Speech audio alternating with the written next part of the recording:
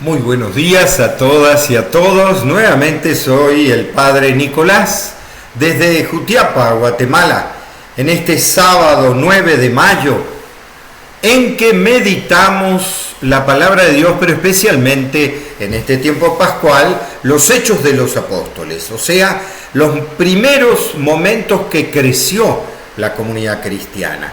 Y justamente veníamos hablando del discurso que dio Pablo y Bernabé a los judíos de una ciudad llamada Antioquía de Pisidia. Y entonces, al terminar, sucede esto. Vamos a escucharlo. Cuando salieron, Pablo y Bernabé les rogaban que siguieran exponiendo el tema el sábado siguiente. Al disolverse la asamblea, muchos judíos y prosélitos devotos acompañaron a Pablo y Bernabé, quienes les hablaban e invitaban a mantenerse en favor de Dios. El sábado siguiente, casi toda la población se congregó para escuchar la palabra de Dios. Pero los judíos, al ver la multitud, se llenaron de envidia y contradecían con insultos las palabras de Pablo. Entonces, Pablo y Bernabé hablaron con toda franqueza. A ustedes debíamos anunciar en primer lugar la palabra de Dios, pero ya que la rechazan y no se consideran dignos de la vida eterna, nos dirigiremos a los paganos. Así nos lo ha ordenado el Señor: te hago luz de las naciones, para que mi salvación alcance hasta el confín de la tierra. Los paganos, al oírlo, se alegraron, glorificaron la palabra de Dios, y los que estaban destinados a la vida eterna abrazaron la fe, y así la palabra de Dios se difundió por toda la región. Pero los judíos incitaron a mujeres piadosas de clase alta y a los notables de la ciudad, provocaron una persecución contra Pablo y Bernabé y los expulsaron de sus fronteras. Ellos sacudieron el polvo de sus pies en señal de protesta contra aquella gente y se marcharon a Iconio. Los discípulos, por su parte, quedaron llenos de alegría y del Espíritu Santo. Esto es palabra de Dios. Gloria a ti, Señor Jesús. Y bien, ¿qué nos dice esta palabra, este lenguaje de hace 2000 años? ¿Y qué mensaje nos deja a nosotros? Porque ciertamente que tenemos que ubicarnos en la primer misión de Pablo y Bernabé, en donde el primer lugar que llegan es hablar con los judíos, porque ellos son judíos, y le explicitan, y el primer sábado se alegran de lo que están haciendo y dicen: vengan el otro sábado, estamos interesados por lo que ustedes están contando, tanto que provocan un acontecimiento multitudinario. O sea, al siguiente sábado se corrió la voz, y dice ahí, todo el pueblo se juntó en la sinagoga.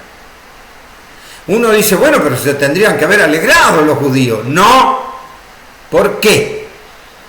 Ciertamente porque no querían que los paganos se juntaran a la fe, se juntaran con los judíos. O sea, tenían todo como un desprecio a las multitudes.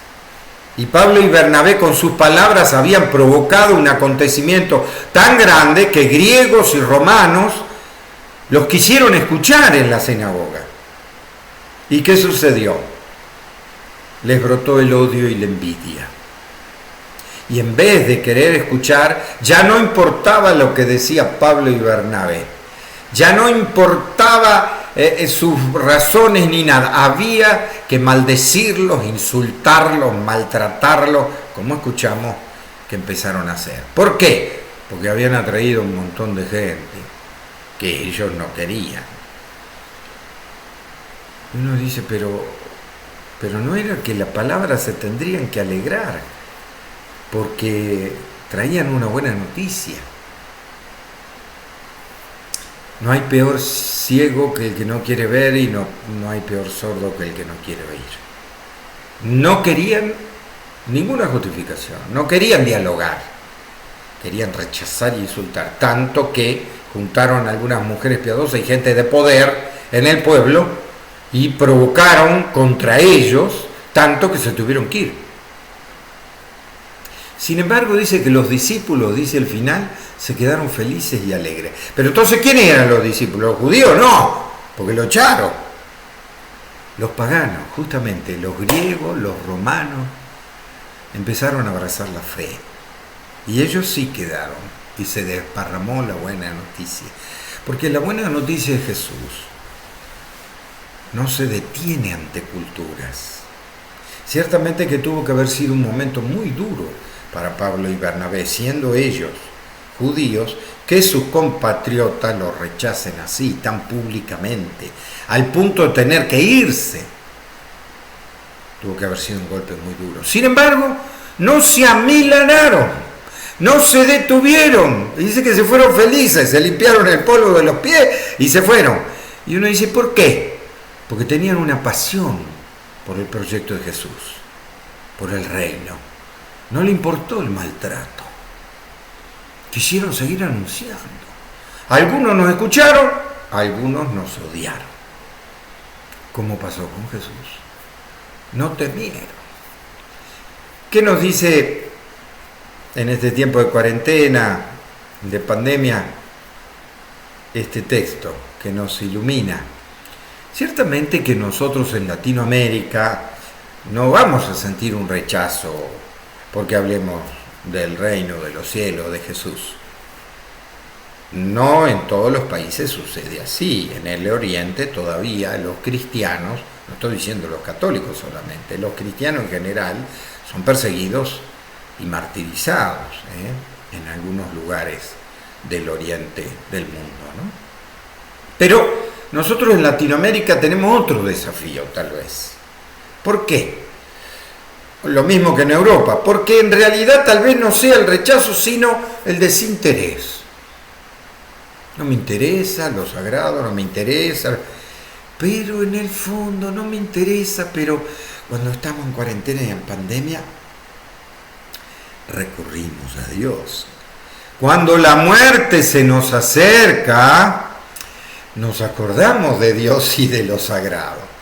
Bueno, ¿cómo aprovecharlo para bien esa situación?